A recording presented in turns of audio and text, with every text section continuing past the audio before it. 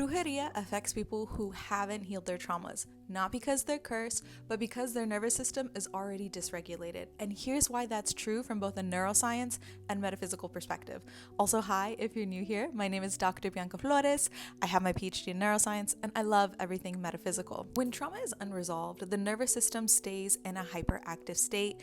The amygdala remains hyperactive, our cortisol is elevated. This ultimately creates emotional reactivity, weak boundaries, and a heightened sensitivity to stress. In tandem, our amygdala becomes more reactive. So in more simpler terms, our nervous system is stressed. In the metaphysical, this same state is described as energetic fragmentation.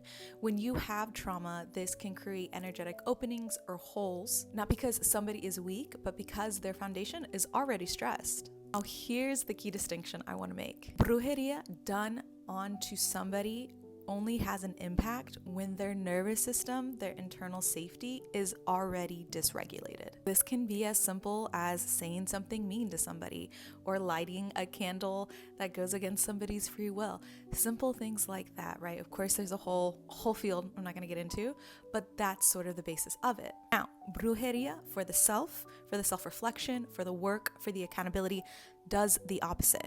Ritual, intention, prayer work, ancestral work, it can be quite healing because these sorts of practices are associated with understanding the self and how we can hold ourselves accountable and what we can do to heal our traumas. There's even studies that show that regulation practices like breath work, prayer, meditation helps to lower cortisol and reduces activity to our amygdala, overall helping our prefrontal cortex, our overall emotional regulation, engagement, and decision learning.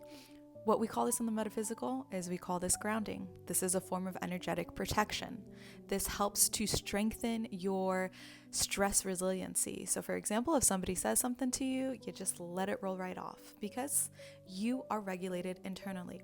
Now, this is why healing becomes protective. When you're regulated, you're able to stop projecting your traumas onto others. You're able to focus in on yourself, know what affects you, and you're able to work with it. And don't forget, this type of brujeria self-practices aren't just about you, they're about the collective.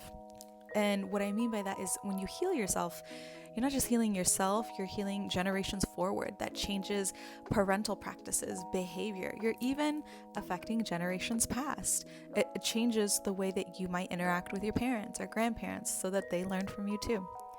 As always, I hope this helps. Don't forget to stay connected, stay curious, and always trust your gut.